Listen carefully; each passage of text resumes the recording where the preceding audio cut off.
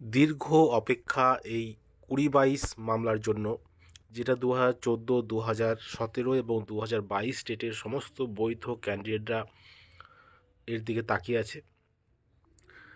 যে অবশেষে কিন্তু আগামী পরশু অর্থাৎ 22শে জানুয়ারি কেসটা উঠছে, যেটা এখনও পর্যন্ত খবর যে কেসটা উঠছে এবং 46 নম্বর লিস্টে যে সবাই ইতিমধ্যে জেনে গেছেন। তো বিষয়টা হলো এমনই, এবার বলতে গেলে মেন যে মামলাটা 20-22 ডিএলএড ব্যাচ, তো সেখানে তাদের গ্রাউন্ড কি এবং যারা নিয়োগ প্রক্রিয়ায় অংশগ্রহণ করেছে তাদের কি গ্রাউন্ড, এ সম্বন্ধে বলতে গেলে বলতে হয় যে যেহেতু সুপ্রিম কোর্টের বিচার ব্যবস্থা কিন্তু সমস্ত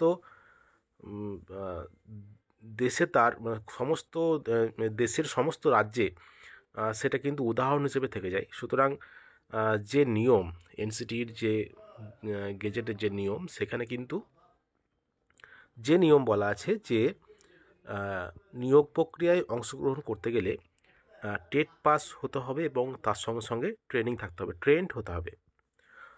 কিন্তু এই যে 20-22 ডিএলএড ব্যাচ কিন্তু টেট পাস ছিল ঠিকই, কিন্তু ট্রেন্ড ছিলেন না, তার ট্রেন্ড ছিলেন না। সুতরাং এই নিয়মটাই কিন্তু সুপ্রিম কোর্ট এইগুলো কিন্তু দেখবে, কারণ এনসিটি যে নিয়ম সেগুলো কিন্তু থাকবে।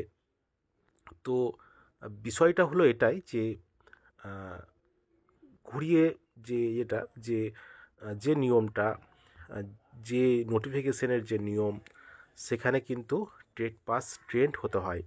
কিন্তু যখন ফর্ম ফিল আপ করেছিলেন 20-22 ডিএলএড ব্যাচ, তারা কিন্তু টেট পাস ট্রেন্ড হিসাবে ফর্ম ফিল আপ করেননি।